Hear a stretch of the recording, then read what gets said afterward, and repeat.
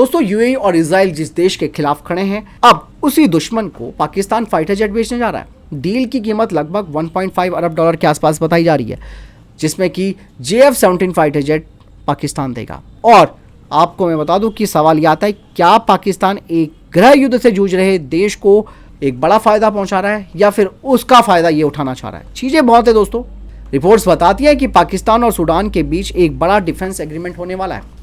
इस डील के तहत फाइटर जेट, वेपन्स, ड्रोन्स और एयर डिफेंस सिस्टम सूडान की सेना को दिए जाएंगे, जो कि इस वक्त रैपिड सपोर्ट फोर्सेस के गृह युद्ध से लड़ रही है। दरअसल यहाँ पर सूडान की बात की जाए तो रेड सी के किनारे पर यह मौजूद है, मिडिल ईस्ट और अफ्रीका का गेट माना जाता है, ग्लोबल शिपिंग रूट के पास है। और यही वजह है दोस्तों सऊदी अरब सूडान की सरकार के साथ, यूएई और इजराइल इनके खिलाफ, मतलब विदेशी ताकतें यहाँ पे बिटी हुई हैं और इसी पावर स्ट्रगल में पाकिस्तान एंट्री कर रहा है। दोस्तों सबसे बड़ी बात तो ये कि सूडान इस समय दुनिया के सबसे बड़े मानवीय संकटों में से एक को झेल रहा है। यहाँ पर काफ़ी लाखों लोग जो हैं विस्थापित हो चुके हैं, भुखमरी और हिंसा भी यहाँ पर काफ़ी चरम पर है। ऐसे में हथियारों की सप्लाई, मतलब आग में घी डालने वाला काम पाकिस्तान कर रहा है। और पाकिस्तान को इसका फ़ायदा क्या मिलेगा? एक तो सबसे बड़ी बात है कि 1.5 अरब डॉलर का ये सौदा है। इवन इससे उसका डिफेंस एक्सपोर्ट बढ़ेगा, JF-17 की मार्केटिंग मजबूत होगी और चाइना पाकिस्तान इंडस्ट्री इस चीज़ का और बड़ा फ़ायदा उठाएंगे।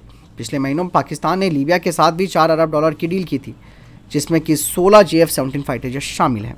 इससे एक बात साफ हो जाती है कि JF-17 का अफ्रीकन कंट्रीज़ में विस्तार हो रहा है। पाकिस्तान की आर्म डिप्लोमेसी यहाँ पर नेक्स्ट लेवल पर जा रही है। चाइना बैक्ड वेपन्स का भी यहाँ पर एक्सपेंशन हो रहा है और ये सब एक लॉन्ग स्ट्रैटेजिक चिंता का विषय बन चुका है।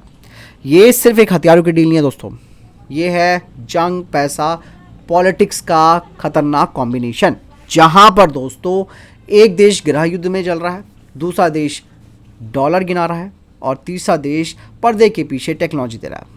ग्लोबल पावर गेम दोस्तों अब अफ्रीका तक फैल चुका है, जिसका बहुत बेकार नतीजे सामने आएंगे।